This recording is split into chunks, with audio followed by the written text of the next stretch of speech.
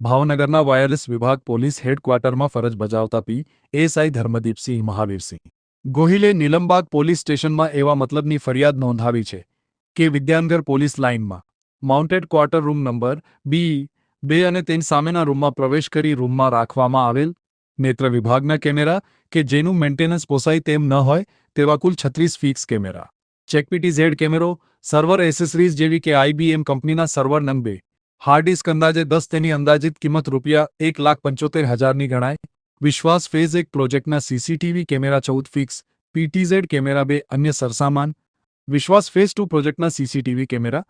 Server અને વગેરે સામાનની કોઈ અજાણ્યા ચોરે ચોરી કરી નાસી ગયો હોવાની ફરિયાદ નોંધાતા નીલમબાગ પોલીસે આરોપીને ઝડપી લેવા કમરકસી છે.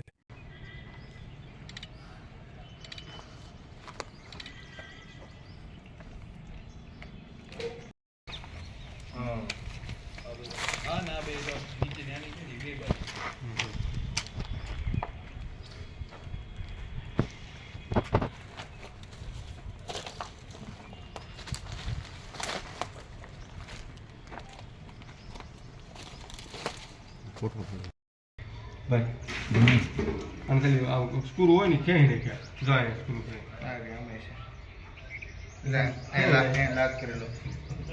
લાગ કરીને ક્યાંય ને ક્યાં અમે